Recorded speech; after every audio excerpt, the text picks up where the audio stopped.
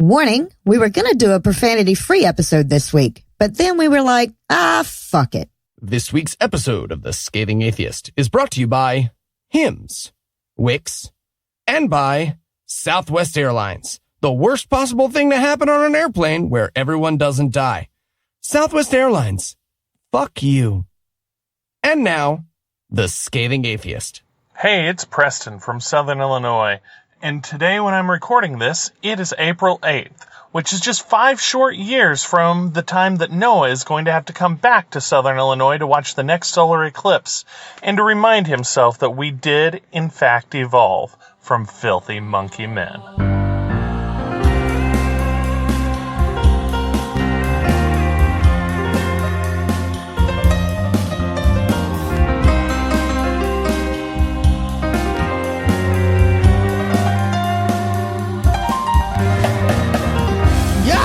It's Thursday. It's April 25th. And it's Poem in Your Pocket Day. That's your day. Okay, so more like a haiku.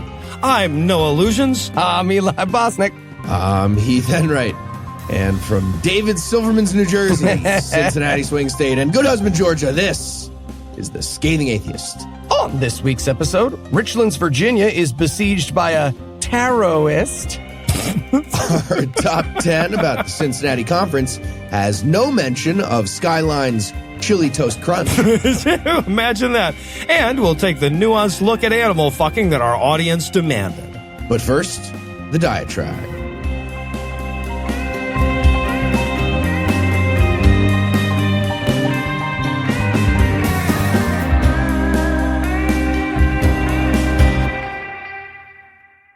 I know this is going to be hard to believe, but it turns out that Ray Comfort is even more full of shit than we were giving him credit for. So as we mentioned on episode 321, Ray Comfort is mad at us.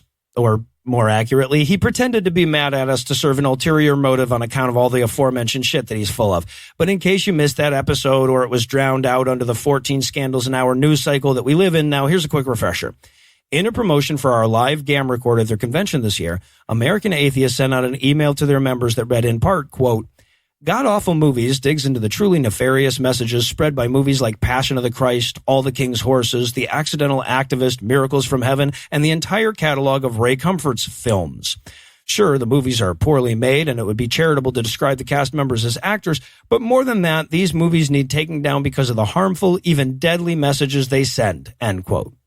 It then goes on to describe a few of those harmful, even deadly messages, such as, if your husband hits you, pray harder, and if your kid is dying, just pray harder, and if your kid is gay, just pray harder. You get it.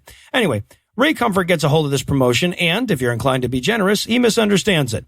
I am not inclined to be generous, so I'll say he intentionally misrepresents it. So he puts up a video using cherry-picked quotes to promote his stupid fucking movie, and in the video he says, quote, if you belong to American Atheists, you would have received a newsletter this week from your leaders warning you about our movies. They don't think you're intellectually mature enough to handle seeing any of them. In fact, they're calling for censorship of the, quote, entire catalog of Ray Comfort's films, end quote. They say, quote, these movies need taking down because of the harmful, even deadly messages they send.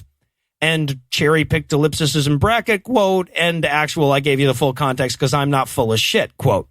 Now, he then goes on to invite American Atheists conference attendees to come see the movie that the atheist leaders don't want you to see, and he even entices them by promising a free autographed copy of his book and a free banana split to anybody who shows up and presents an AA-con badge. Now, there weren't many, but a few of the attendees elected to take Ray up on his offer. I know Mark and Dan from How to Heretic brought a carload or two, and they invited Heath, Eli, and me to come along. In fact, invited is probably understating it a bit. There were threats of physical violence, but ultimately we elected not to go because fuck Ray Comfort up his banana holster. If Ray Comfort wants me there, I know better than to be there. And sure enough, my suspicions were confirmed when I saw Mark and Dan later that night, and I learned that the invite, the free book, and even the banana split were all a bullshit con job.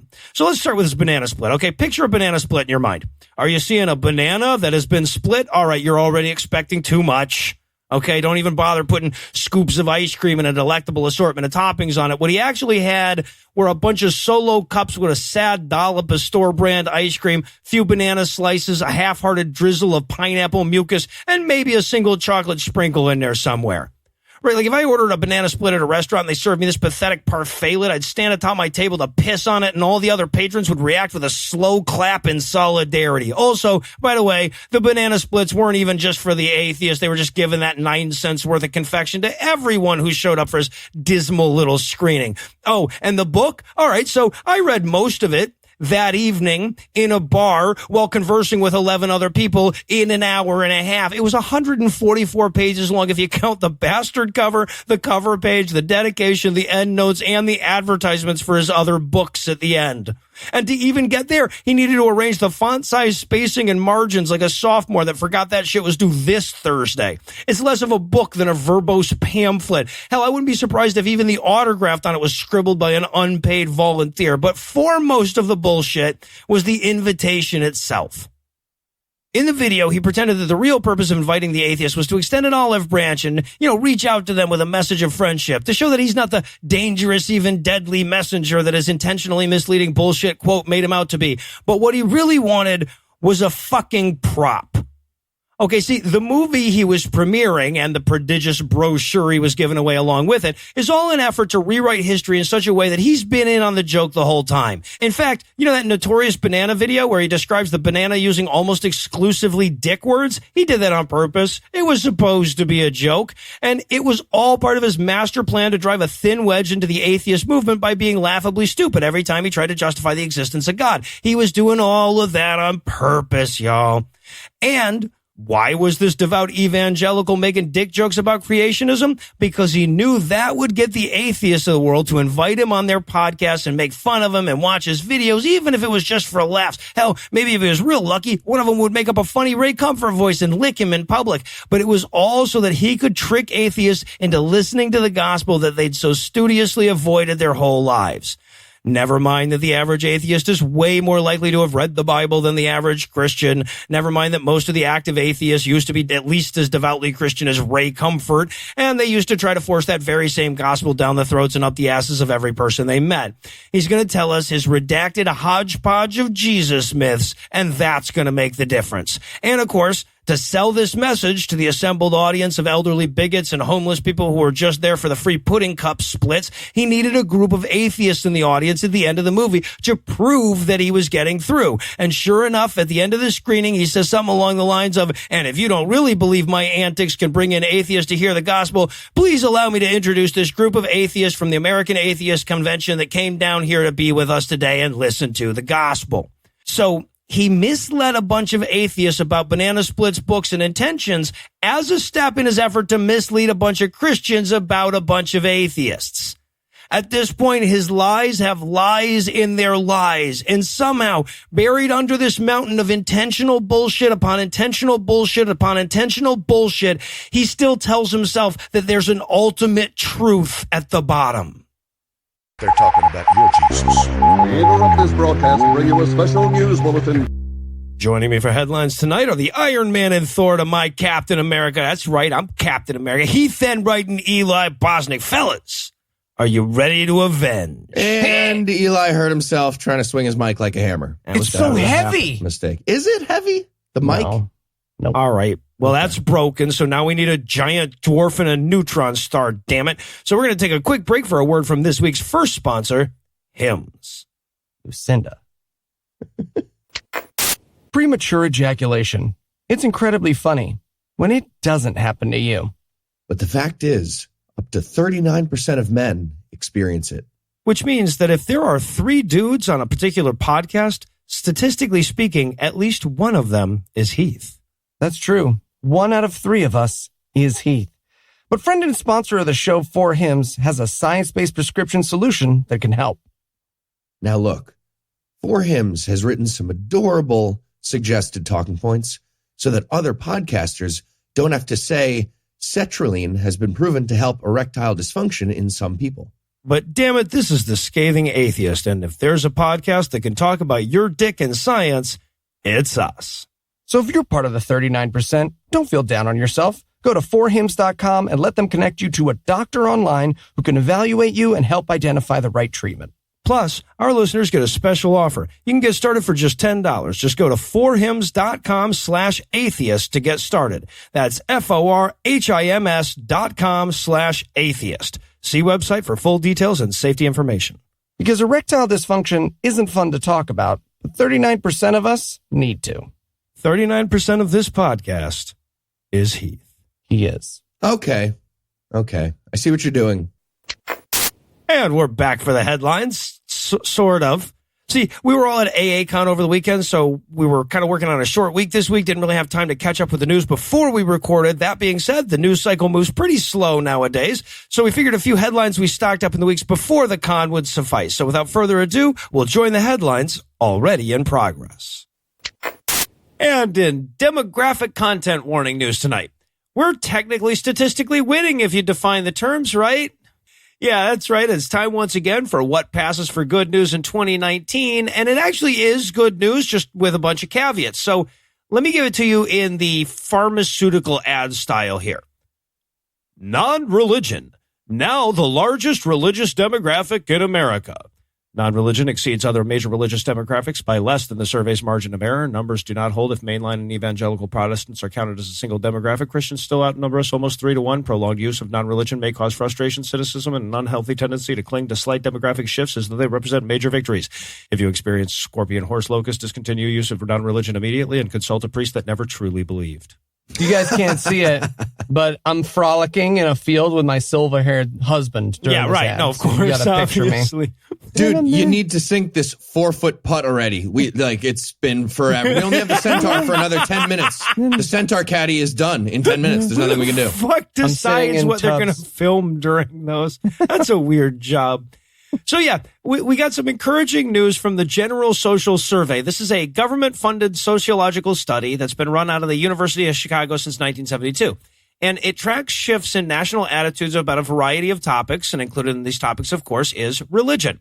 And upon analyzing the data from 2018, we found that for the first time, the single largest demographic that the survey carves out were nuns, or people answering none on their religious affiliation. And while the absolute difference is so small, it leaves us statistically tied with Catholics, the overall trend is overwhelming. Okay, when this survey began in 1972, nuns represented about 5% of the population. In 2018, that number is 23.1%. And not only is it the fastest growing demographic over the last decade, it's the only growing demographic over the last decade. Wait, at this rate, will our show just be about like Brian Fisher, the guy, in 10 years? Maybe, just like the single. Well, it'll be about a sentient pockmark that annihilates human faces like antimatter. So yeah. It's a different way of saying the same thing. Now, again, as good as these numbers are, it's worth keeping them in perspective. The GSS divides people into 8 categories, and 4 of them are Christian. Okay, so Catholic, evangelical, mainline Protestant, and black Protestant. What? Which is a different religious demographic. Yeah. It's separate but equal. That's good. Exactly. Okay. Really want to hear the guy justify that. He's like in a meeting and he's like, come on, guys. You know, they're all like, oh, Jesus. Don't do the voice, Frank. We said. Sorry. You wouldn't do the caught voice. in the moment. We really moments ago agreed that you wouldn't do that. What's fucked up is I'm that in all charge of that study. happened except the guy who said don't do the voice, right? Yep. So when you consider all the Christian categories together, they're at least 69% of the country. And I say at least because some of those nuns would be considered Christian by any reasonable standard, right? But the good news is that the trend of decreased religiosity that began in the early 2000s is showing no signs of slowing. Our Patreon should keep growing.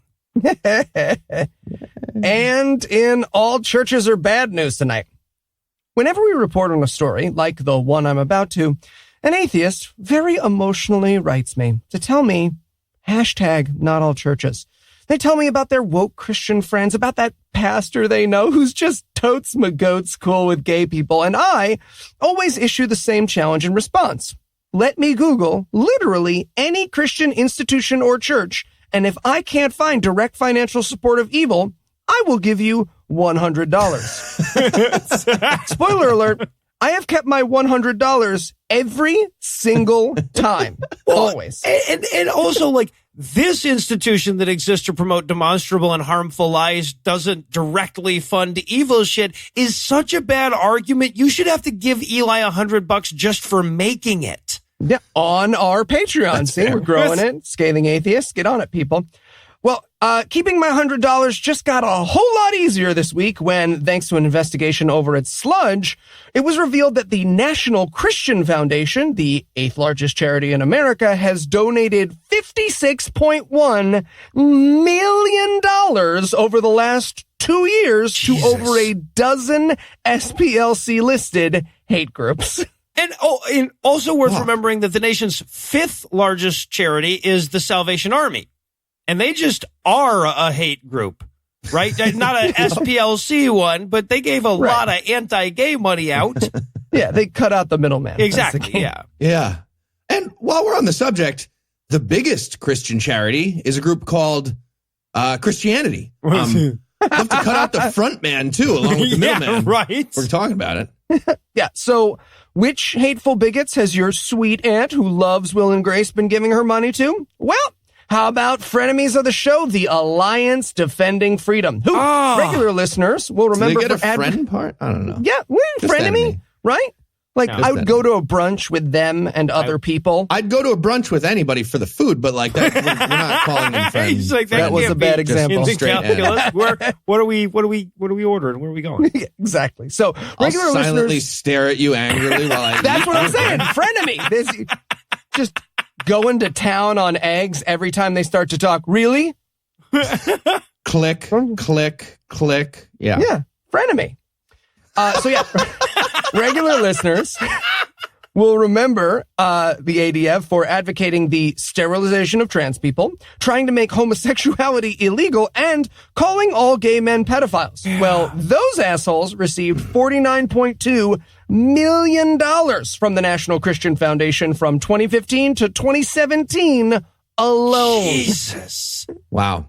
I mean, at least the KKK has the fiscal responsibility to stick with a few crosses and some gasoline. Like, that's way more efficient. Like, Yeah, you're gonna be How expensive it is to hate people well. Yep. important ratios.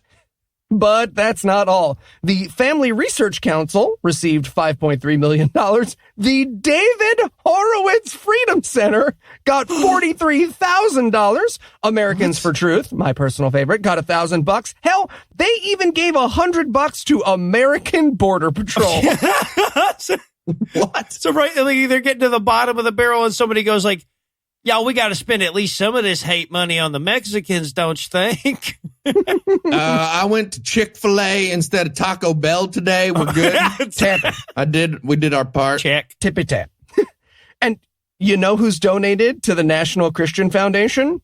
Your woke Christian friend and that pastor whose totes my goats is cool with gay people. How much have they given? We don't know. You know why? Because they don't have to tell anybody what they do with their fucking money. Yeah. Because the wokest, sweetest church you've ever met is, at best, a group of helpful people plus lying minus taxes. So Yeah. again, for the cheap seats, all churches are bad. All of them. All of them. Yep. Yeah. And in Uncle Tom's blabbing news tonight, Supreme Court Justice and plenty of George Bush Sr.'s friends Clarence Thomas reminded us last week why shutting the fuck up is such a great default setting for him. Can't be burned into the historical record as a native informant if I don't talk, am I right? Yeah, right. So during his speech to the Pepperdine University School of Law, Thomas Fake talked school. about liberal Feels fake. opposition to the potential nomination of Amy Coney Barrett. She was the lady from Handmaid's Tale, the home game, and pretended it was because the liberals don't want any Christians on the Supreme Court, which has to have been why all the Republicans had to carry Sotomayor over the finish line. Anyway, after establishing that the worst thing you could possibly do was imply that a person's ability to be a judge was tied to their religious beliefs, he went on to explain why atheists shouldn't be judges on account of their lack of religious beliefs. Right. Right. Yeah. We want to make sure that none of the justices are ever guilty of sexual harassment and sexual assault. Because that would be an embarrassment if the highest court in the land had people like that. And Christians don't do that stuff. So no, Nope. I get where he's coming from. Yeah. Just boofing. All right, so let's start with this bullshit Democrats persecute Christians myth. So he's talking about Democratic senators questioning Barrett's writings on how Catholic judges should recuse themselves during death penalty cases. And he says, quote, "I thought we got away from religious tests," end quote. Not adding, except when we're killing Muslims. He went on to claim, quote, "I don't think I know a single judge that allowed religion to interfere with their jobs," end quote. Not adding, except when we're killing Muslims. But does Clary T really know himself? How much time has Clarence spent on Clarence? Yeah, These are the right. questions. Yeah, no, the claim that he doesn't know any judges that let religion interfere with their jurisprudence is pretty hard to square with all the pictures of him with himself. Also, Neil Gorsuch, John Roberts, Sam Alito, Antonin Scalia. It's led many to suspect that Clarence Thomas is actually the memento guy, but with amnesia. I think he might lack subject permanence. That's actually impressive. Terrifying, but in an impressive way. Yeah. All right. So, but at this point, Thomas had only achieved stupidity and he still had hypocrisy and bigotry to cross off his list. So he then turns this rhetoric on we godless flesh eaters. To bolster his point about how religion doesn't affect his judging, he explained how religion affected his judging, namely pointing out that he swore an oath on a Bible not to let his allegiance to the Bible affect the thing he was swearing on the Bible wouldn't do there. Yes. He then cast a little shade our way by adding, quote, "I think it's interesting in a profession where we all take an oath that they would look at people who have strong faith as somehow not good people when, if you're an atheist, what does that oath mean?" Oh, I know. It means we're the guys who can do our jobs without a magic spell to stop us from being supremely evil. And religious people are the other guys. Yeah, no matter how you want to define that. Yes. I'm sorry. I just want to say it. How seriously can we take someone who doesn't make a promise to a wizard before they become a Supreme Court judge? Am I right? Am I crazy? Is it just me? He looks in the mirror. Ah! Holy shit. I should be clear. He did clarify those remarks later in the speech, just in case anybody in the audience was in danger of walking away thinking, holy shit, did Clarence Thomas just imply that religious people work doubly hard to live up to their oaths? So he added that when a Christian took an oath, they, quote, work doubly hard to make sure they live up to it, end quote. Not adding, except for marriage vows, am I right, ladies? Who wants to watch a skin flicked? I'm a Supreme Court justice. Oh, Jesus. Who put this pube on my Coke? I'm a Supreme Court justice. God damn it.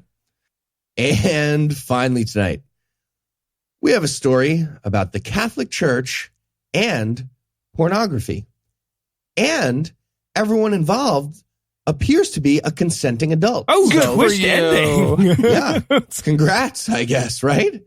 Guys, I mean, you dug a giant hole. You put a bar down there, and then you walked around the side of that hole. Yeah, right. And you were fucking kids while you made the hole. It was a weird day. But, this part of the story is good, I guess, in comparison. So here's what happened. The Catholic University of America, located in Washington, D.C., passed a non-binding resolution in their student body senate this week, declaring that the campus internet should ban access to porn sites because porn is, quote, a grave offense against chastity. Oh, they figured out the only thing worse than teaching your grandma the computer. Teaching your grandma to block your porn on the computer. Yeah. I mean, not for nothing, but all rules against looking at porn are non-binding eventually, right? I mean, even scrambling that shit didn't stop us from beating off to it. I've been looking for a scrambled girl for 18 years. Yeah, so this is obviously dumb. Mm-hmm. Nobody's showing up on campus, turning on the internet, trying to check out cornhub.com and discovering the existence of porn when they make that typo. Like, not even creepy Catholic kids who get sent to their religion's eponymous university would do that. And I know from experience. Yeah, no, if anybody knows about jerking off Catholics, wait, I don't get where you're going. No, you plays the cookie game differently. Well, no. I do. You play it weird. So here's how I know about this. I grew up in a town full of these kids, these creepy Catholic kids. And I grew up with them back in the age of dial-up. And they were fucking ninjas. We all were ninjas. We were like hacking Net Nanny and setting up satellite links with Pringles cans. We were putting Audi turbo engines on our modems. Anything to get those 8 pixels of penis and vagina on the screen a little bit faster. Point being, teenagers know about porn. But it gets even dumber. The resolution's plan is to ban the top 200 porn sites. End of plan. No. Okay. That's it. That's all they're doing. Catholic University, you want kinksters? Because this is how you get kinksters. I mean, I think we want. Exactly. Kinksters. So, yeah. Now they have a campus full of kids being told, don't press the porn button, that button right there, the porn button, don't press it, it gives you porn, don't press it. But even worse, the kids are allowed to visit the 201st most popular porn site on the internet. And in case you're wondering, porn sites don't get classier as they become less popular. That's not how it works. Now they're just going to have kids trying to watch, I just want to see Kim Kardashian, fuck that guy. But now they're going to be like, all right, well, we couldn't find the Kim Kardashian video. Try fuckmyface.com. That was number 184. Damn it. All right. Try something. We're going to ramp it up. Something a little weirder. Pounded in the face by my own butt.com. 191. No way. Fuck. All right. Ramp it up one more time. Try fuck my face way too hard, like in a bad way, buyahorse.com. Nice. Okay. All right. We got it. Who brought the cookie? Who's got it? When they play, it's a wafer, though. So right. So what they're really saying is it's okay to watch internet porn as long as it's not very good. You lie about it and you get a virus. Okay, I'll give them this. Their policy on sex is at least consistent. Yep, there you go. Yeah, so this is a very special variation on the Streisand effect. In case anyone's not familiar, the Streisand effect means an attempt to hide or censor something that ends up having the accidental consequence of publicizing that thing more widely instead. And the name comes from the time Barbra Streisand tried to get pictures of her house off the internet by yelling about it really loud on the internet. Mm-hmm. So this is like the extreme. This is like Barbra Streisand fucking a horse on camera to distract from the picture of her house on the internet and then playing that video at the Student Union building. So, great work, guys. So after that visualization, I think we all need a little alone time, probably for different reasons. So we're going to close off the headlines for the night there. Heath, Eli, thanks as always. Barbra Streisand fucking a horse on the internet. And when we come back, we'll tell you all about how much better a time we had last weekend than you did.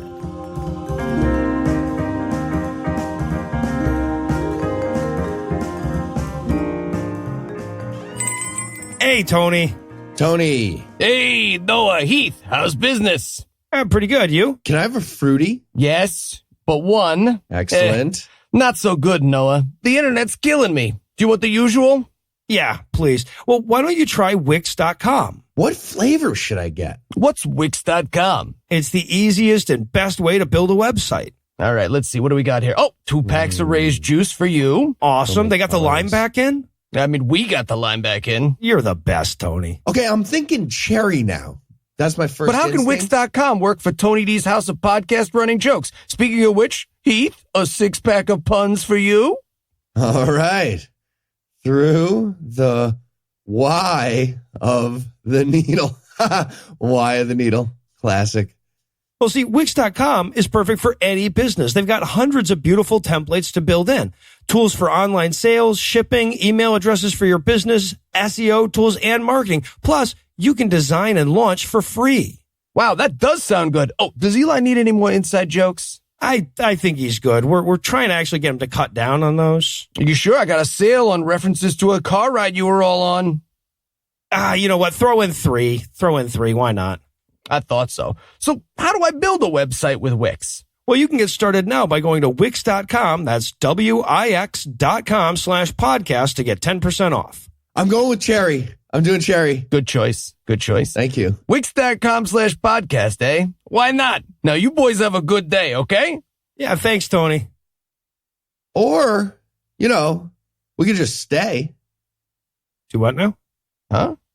I mean, I like it here with Tony. It's just us doing a bit.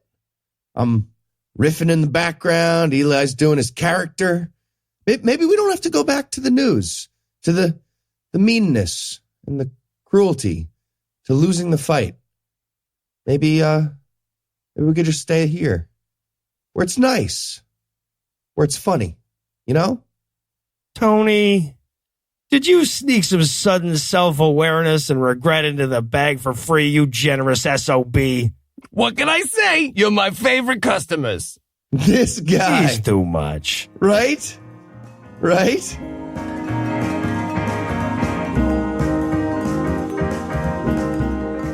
One of the fun things about going to American Atheist's annual convention is that it's always held in a hotel that also has other guests just doing other shit. And the look on the faces of that one Christian couple that just got on an elevator with 9 people in atheist shirts, one of whom might be Aaron Ra, is all by itself worth the price of admission. But it also affords us an opportunity to reach out to people who aren't aware of the atheist movement at all. Or Aaron Ra. Yeah, well, that too. So the opening question is pretty much always the same, and it's a question we get from listeners who haven't been to any of the cons as well. They say, what do you do at an atheist convention? And you can tell from the tone that they're usually picturing a bunch of fat, bald guys listing the gods they don't believe in.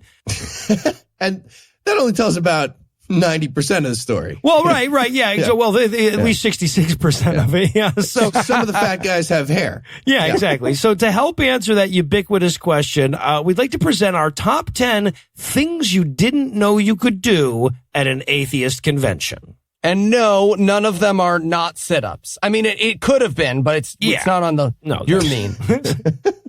Whenever I wake up. So number 10, count the veins on Noah's forehead.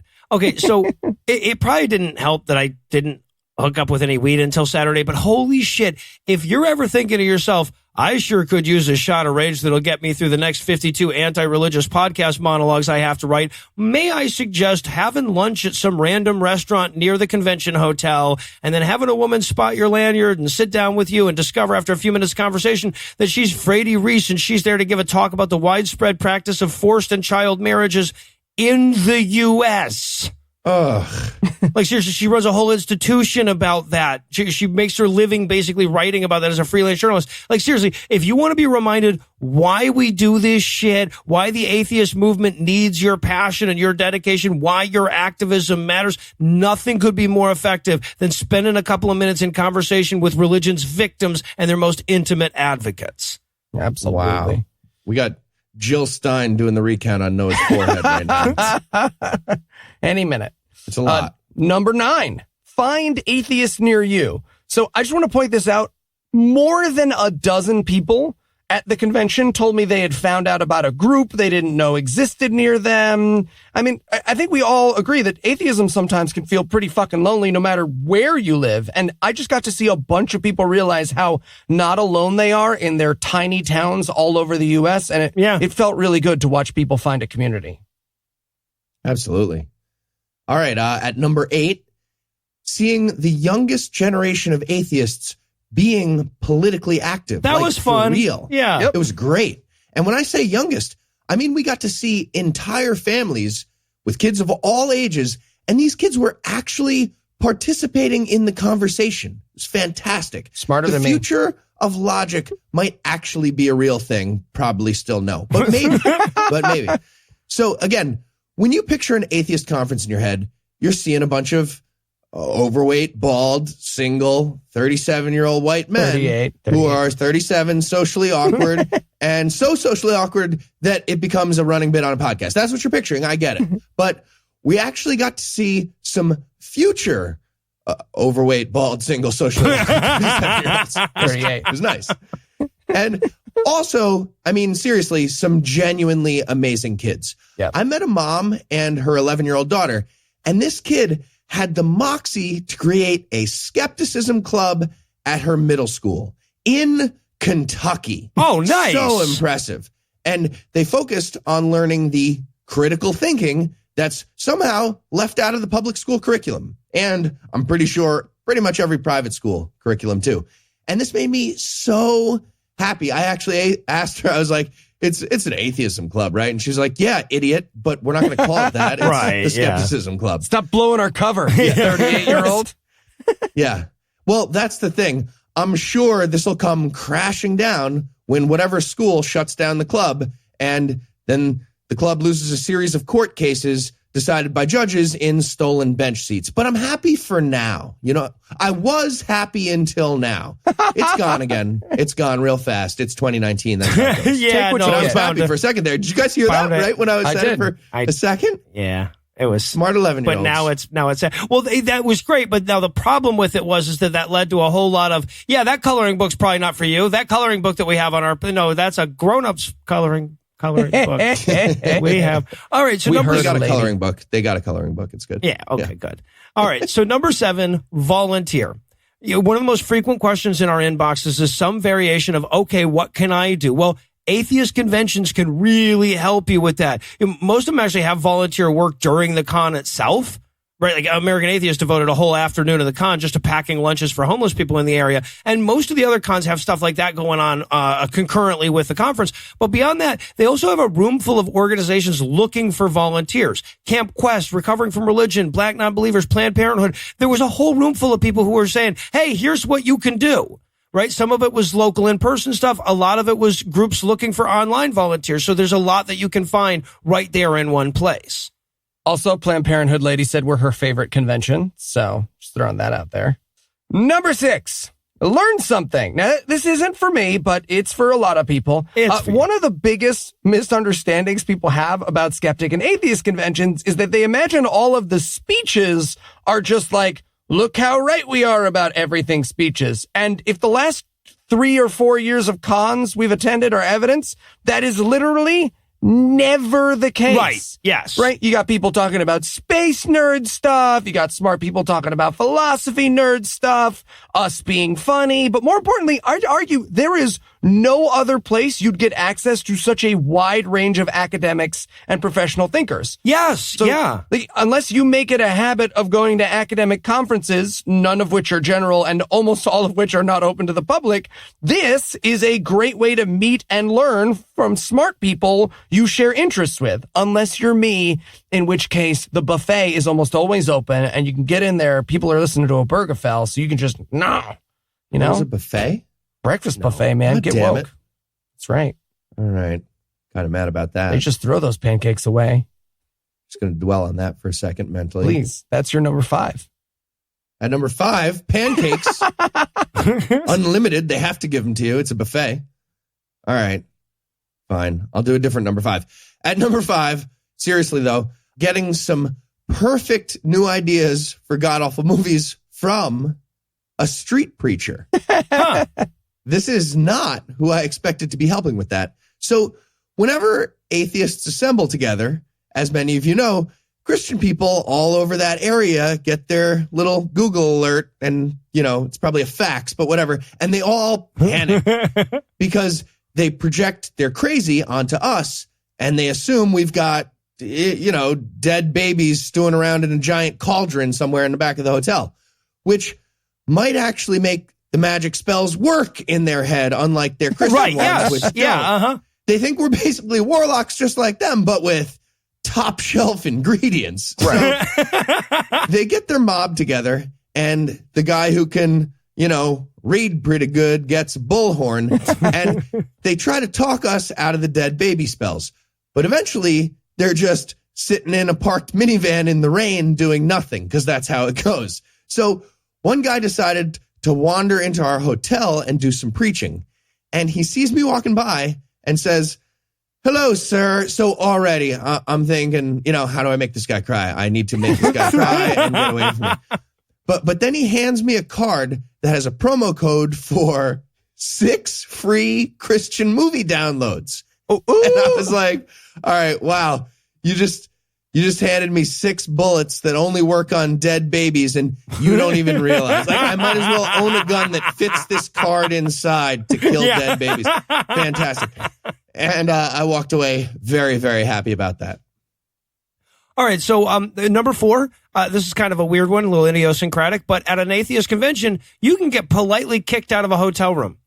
So, all right, so I'm at the bar, and I think it was Friday night, maybe it was Saturday night, after the show. Listener comes up, and he's like, hey, I've got all this weed and nowhere to smoke it. So I, ever the altruist, offer up a spot in my very own hotel room where he can partake of that. So we head up with a few other folks. We're in the room smoking up. We get a little loud. It's 1 a.m. So at a certain point, the people in the next room over knock on the wall, and they're like, hey, can you keep it down? And we're like, oh, shit, our bad. So sorry. We're going to head back down to the bar. And then they yell back, thank you. And we yell back, you're welcome. Sorry we woke you. And they yell back, I love atheist conventions. There are 0 gods. Woo! Woo! Yes! Yeah, right. The only morality is the one we create. I agree with everything you've said through the wall so far. Were you guys fucking? Yeah. You? No, it's atheist convention. No. I love that I found out. I was telling that story to Anna. Like the next day, I was telling her about that, and she goes, wait a minute, are you in room 2716? And I'm like, yeah, how do you? She's like, I was in the other side. The people who were knocking were on one side, and we were just waiting for them to knock. Me and Eli were loud fuckers silently played hacky sack in a hotel room at 1 a.m. full of white hot hatred. We were the ones who lied. Yes, we're fucking. All right. Number 3, see the actual atheist community. Now, I know I'm a bit of a broken record on this, but like, it can be sometimes difficult to exist solely on the internet as an atheist, right? Because you get lumped in with a bunch of unsavory folks who have absolutely nothing to do with you except for how many gods they believe in. So walking around an 800-person convention with a trans MC, friend of the show, Callie, right? Jim Obergefell as a speaker, and no shitlords, none 0 shitlords can do your body some good, right? And not to belabor the point, but if you don't go to conventions because you're afraid of shitlords, take it from 3 people who have absolutely no patience for them. They aren't there. It's just a bunch of supportive, chubby people in atheism t-shirts doing service projects and being a little too nice to the girl at the Planned Parenthood booth. And you should experience that, because that's the atheist community you deserve, and it's already there. You just have to show up. You just have to come. Well said, sir. Absolutely. All right, number 2. We got to watch. I love that this is your number 2. This is Yeah, right. one of the best parts of the weekend that was pretty much had nothing to do with atheism anyway. Best part, unrelated. So this is just like a great thing about hanging out with Heath and Andrew. But yeah, okay. This is so fun. This is fun. We got to watch the boring hotel bar jazz band transform into hot sex on a platter just before our eyes, magically. It was mwah. So we're having drinks at the hotel bar, and there's a 4-piece jazz combo. It's all old white people. They're playing old standard stuff because that's what the hotel managers tell them to play. It's basically meant to be live music, but our table of idiots is already several rounds in. So we decide Muzak is absolutely unacceptable, especially because the singer is actually very talented, and you could tell she was just dying inside with every boring bar of those old standards. So we start talking about what songs we'd want to hear her sing if she wasn't stuck with this mundane set list. By which Heath means they start shouting those songs at her. So we started shouting. You're stuff getting ahead. You're getting ahead of the story. But yeah, no, they couldn't even hear what we were shouting because we were like, blah, blah, blah, blah, and they were like, I can't. Can you be a little bit less? Just never mind. We're doing the set list. You're being weird. So, but whatever. They end up taking a set break. So I go over. I get them a round of drinks and ask if they'd be willing to take a request, maybe some Janis Joplin. And most of the band, they were cool about it, but they were like, yeah, we haven't really practiced that stuff. And I totally get that. Like, I was soft pedaling the idea because, requests can be a pain in the ass. But you could tell the singer was furious at this point. Oh, yes. With the rest of the band, and really wanted to break out some Janis and just yell at the rest of them to keep the fuck up as best you can. I'm doing goddamn Janis. But she doesn't do that. So I go back to the table and explain that it's probably not going to happen. But then the singer walks over and tells us that if we saw her singing with a different band a few years ago, she'd be wailing on Janis. She loves Janis Joplin, as do we. And she explains how the hotel just wants Muzak and how she has a band of cowards backing her up. Her words, not ours. Her words, not ours. But then she goes back on stage. Yes. She locks eyes violently with the rest of her band. One by one, she turns back to her piano player, stares at him, to the bass player, stares at him, to the piano, to the drummer, stares at him. Then she turns back to us with a huge smile and goes right into Janis Joplin's Turtle Blues. Yes, she and did. We go nuts. It was the best. This tiny little, 60-year-old white lady was a goddamn rock star that night. I had, hot sex on a platter, just like that. She looked like a French substitute teacher, but she had the voice of an angel. Also, in case you're wondering, yes, she was very much trying to sleep with Heath, and he was not picking that up. Not at all. Yeah, it's a bit of a theme of our conferences. I feel but she had the voice, and those are both positive. Yeah, right. No, those are both very positive. But's things. a weird choice there. I did not pick up on that. That would have been. You have to code. You have to yell out the code. Didn't we come up with the code? The code is this person is trying to have sex with you. So yeah, say that. Still doesn't It's work. just hard to do that when you're sitting next to a person that's trying to have sex with you already. All right. So finally at number 1, find your calling. Okay. I don't mean to overstate this. Okay. No, I can't overstate it. It is not overstating things in the slightest to say that my first convention experience changed my fucking life. Okay, after a couple of years of listening to the Skeptic's Guide to the Universe, I decided to check out their annual convention, the Northeast Conference on Science and Skepticism. I would recommend it. I spent one day there. I didn't even spring for the 2-day ticket. And after spending most of a day among my own people, people who absolutely were not going to ask what church I went to or what my sign was, or if I tried extract of mango for that cough. People who respected good arguments more than florid verbiage. People who peppered conversations about geology with profanity and math jokes. After spending a day with them and feeling more at home in a crowd than I ever had before, I decided to dedicate my life to helping build, expand, and maintain that community. And we all bring different shit to the party. So the calling I found, probably not going to be the calling that you might find, but you never know what's calling if you don't answer the fucking phone. And also, we were there. Beautiful. We were there. We were funny. I dressed like you Ray could also Comfort. lose your voice while you're there, too, if you try super hard. Okay, so if you're thinking to yourself, damn, that sounds like fun. Sure wish I was there. Then we've done our jobs, and we'll see you in Phoenix in 2020. Yeah. Maybe, meeting you will be on the list next year. That's right. Try to fuck Heath. You will fail. We got to get that band. It's time for the part of the show that comes next, listener feedback. This is the part of the show that stings like a butterfly and floats like a bee just to be a contrarian.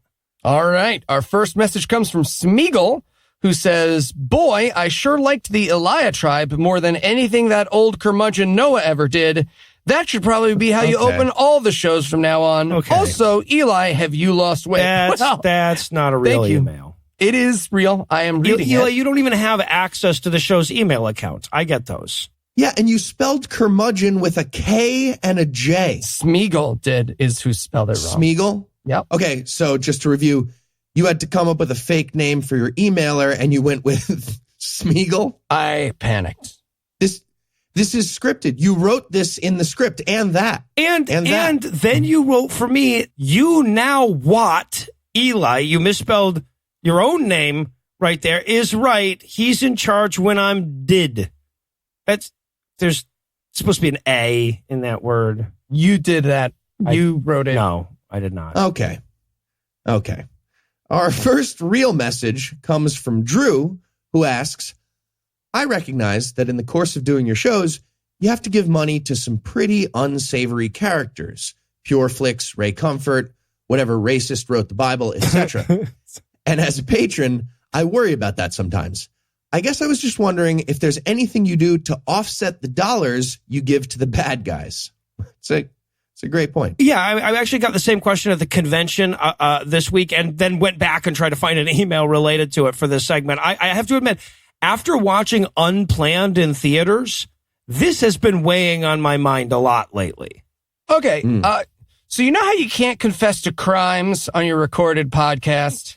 Everyone but you Yep. knows that instinctively. That's super Okay, obvious. so let me just, what I will say is that the amount I have given to bad people is less than $20 in probably the entire course of all of our shows, and I look amazing in an eye patch. Okay, well, no, but seriously though, like really You honestly, gotta stop doing the Nick Fury thing. It's not. your third of our PureFlix subscription is $45 a month, right? So like there actually is, it's not a considerable amount, but by the end of the year, it actually adds up. So actually, after considering this question for a while, and we've done some stuff in the past to offset it, I just want to do it more publicly. So I'd like to institute a new Puzzle in a Thunderstorm policy where we're going to donate $2 for every $1 that we spend on PureFlix, movie tickets, Christian cinema, etc. And we're going to donate that to modest needs, and we're going to put it online and everything, so it's very clear to everyone, you know, who's a patron to the show, that, you know, yes, some of your money goes to David A.R. White. More of it goes to like Planned Parenthood and David A.R. White's name, though, right? Right. So, and we'll let the patrons vote on where we should spend it and whose name we should put it in. Maybe Ooh. Mike Pence sometimes. Yeah, Starting a exactly. charity. I get it. I should point out, this also drives at a larger question we get, which is the sort of like, aren't you giving these people exposure or views or clicks? Spoilers for a coming GAM. Ray Comfort seems to think that we're the reason he's so popular. Yep. And while that is probably true to like a very small extent, I sort of weigh the work that our reviews / conversation does against the bad ideas. And I consider our stuff sort of a vaccination, if you will. Like, yes, there's no question we have generated Ray some clicks, but we have also provided several dozen hours of refutation to his bullshit. And ultimately, I think the latter will be more valuable than the former. Mm-hmm. Yeah. Also, I really don't picture too many atheist podcast listeners being like, who's this Ray Comfort guy? Click. Hold on now. This banana is my nightmare. I'm a Christian. I can't see that happening. It's a great stand-up bit. You missed it. Great.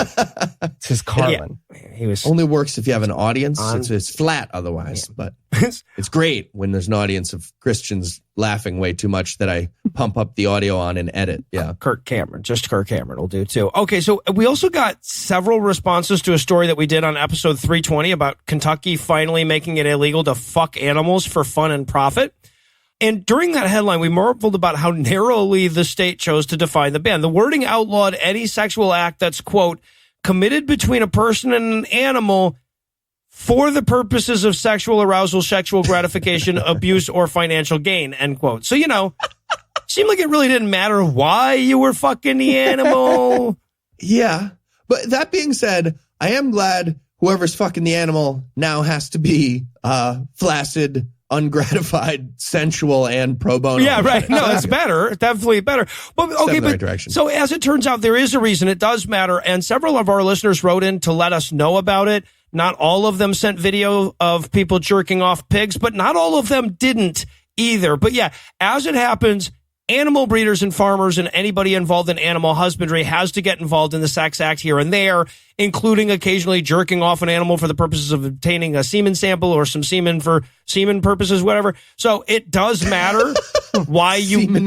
Semen. Yeah, right. Yeah, sometimes you just need, you know, some protein. But the point is, it matters why you beat off the pig. And if there's any group of people that don't deserve unwarranted disrespect heaped upon them, it's people who whack off pigs for a living, so apologies. I guarantee there are Christian farmers out there who have a lady jerk off the pigs so it's not gay. That has to exist. Gotta That's happen. happening. It's out there. Okay, but wait. Pushback on the pushback. Aren't the people doing it for financial gain? Like, didn't Kentucky just put horse wankers out of business?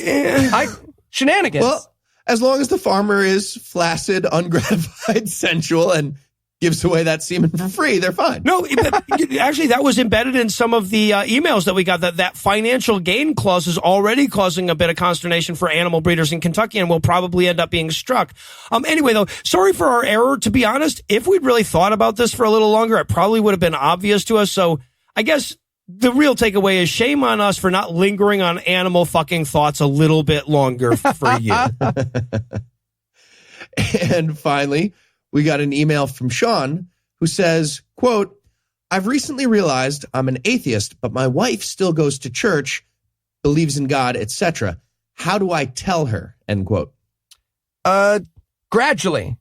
So we get questions about this pretty regularly. And in my opinion, what you have to understand is that for a lot of religious people, I no longer believe in God doesn't mean I no longer believe in God. It means that I don't believe in love. I don't value the same things as you do. I want different things. I want the world a different way. And some of that might be true now that you don't believe in God, and some of it might not be true. That's between you and your wife. But the mistake that I personally have seen made too many times is people who just sort of dump their non-belief on someone they care about without considering how it's going to affect them. Now, that doesn't mean that you have to like play along with religion or, say something that you don't mean, but it does mean taking the time to have some conversations with your spouse about how they will feel about your lost faith and about your doubts. Well, I think that's good advice, but I also want to kind of point out here that marital advice is kind of like illegal advice in the degree to which one should take it from a podcast. No two marriages are alike. You know your relationship better than we do. You know all the variables, like how religious she is, how important is religion to her, how religious her family is, how comfortable she is with confrontation, how comfortable you are with confrontation. The point is there isn't a one-size-fits-all solution to this. That being said, there are a lot of people on our Facebook page and other less public forums like private Facebook pages, invitation Facebook pages that have been through exactly this situation and could probably help you a ton. Mm-hmm. And if you want to know Heath's opinion on how to have your marriage work out, end of segment. That's all the feedback you get. If you want more, keep sending us those emails, tweets, and Facebook messages. You'll find all the contact info on the contact page at scathingatheist.com.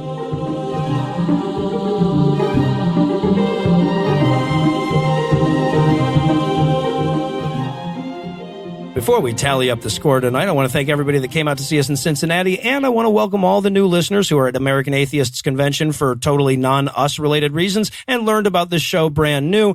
You got a lot of catching up to do, but the key to getting the inside jokes is that Eli doesn't actually want to have sex with children. If he did, he'd be a Catholic priest. Anyway, that's all the blasphemy we've got for you tonight, but we'll be back in 10,022 minutes with more. If you can't wait that long, be on the lookout for a brand new episode of our sister show, The Skeptocrat, debuting at 7 a.m. Eastern Time on Monday. An even newer episode of our sister show's Hot Friend God Awful Movies, debuting at 7 a.m. Eastern on Tuesday, and an even newer episode of our half-sister show, Citation Needed, debuting at noon Eastern on Wednesday. Obviously, I'd be demoted to sub-host if I neglected to thank Heath Enright for making sure his home city was on its best behavior while the atheists were there. I need to thank Eli Bosnick for eventually agreeing to just pretend that he had a banana in his ass during the live show. I want to thank the lovely and talented Lucinda Lugeons for putting up with me in airports again. Also want to apologize on her behalf for the lack of twim this week. She's a little bit under the weather. She's still catching up from AACon, but she will be back next week. Also want to thank Preston for providing this week's Farnsworth quote / painful memory. It was a lovely cloud, though, Preston. The cloud was lovely, and if I'd been looking at an eclipse, I never would have seen that lovely cloud. Okay, but most of all, of course, I want to thank this week's most ageless atheist, Trenton, David, Dave, Other Dave, Nate, Masab, Cock and Balls Made from an 8, some equal signs and a D, Rain, Oivan, Samantha, Strategic, Procrastination, Panspermia, O's, Earth, Back Support, I've got nothing clever to say, just take my money, Don Ford, Voice of Fantasy and Adventure, Cat, but I'm vegan, Scarlett, Jamie, Trake, M, Dakota Kid, Danny, Bradley, Michael, Dude, George, Mark, and Zachary. Trenton, David, Dave, Other Dave, and Nate, who have to use vibranium condoms if they want to be sure. Masab, Cock and Balls, Rain, Oivan, Samantha, and Strategic Procrastination, who would have gone for the head. Panspermia, Nothing Clever, Don, Cat, and Vegan, whose IQs have more points than Doctor Strange has alternative futures. Scarlett, Jamie, Trake, Dakota Kid, and Danny, who are so sexy they can fuck more people than Thanos' snap. And Bradley, Michael, Dude, George, Mark, and Zachary, who come with such vigor and duration that Marvel had to get their permission to use the term Infinity Stones. Together, these 26 people, strategies, legal analyses, and samplings of pornographic ASCII art join forces to give us money. If you think you're up to the challenge, you can make a per-episode donation at patreon.com/scathingatheist, whereby you'll earn early access to an extended ad-free version of every episode, or you can make a one-time donation by clicking on the donate button on the right side of the homepage at scathingatheist.com. And if you'd like to help, but, you feel like all these mad podcasting dollars are leaving us a little spoiled, you can also help a ton by leaving a 5-star review on iTunes, following at PIATPod on Twitter, and telling a friend about the show, preferably an atheist friend who listens to podcasts. The legal services for this podcast are provided by the law offices of P. Andrew Torres. Tim Robertson handles our social media, and our audio engineer is Morgan Clark, who also wrote all the music that was used in this episode, which was used with permission. If you have questions, comments, or death threats, you'll find all the contact info on the contact page at scathingatheist.com. And just remember, without Morgan, it would sound like I was losing my voice. Morgan, soften this up a little bit, okay?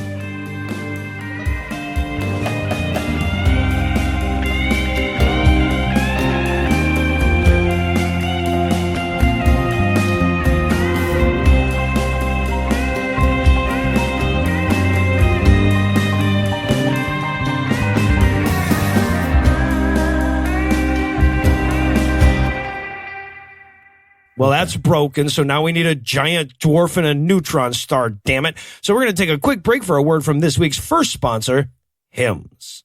Lucinda. Makes you a varmint hammer. Exactly. Varmint hammer. Varmint axe. A varmint stormbreaker, yeah, exactly. The preceding podcast was a production of Puzzle and a Thunderstorm, LLC, copyright 2019, all rights reserved.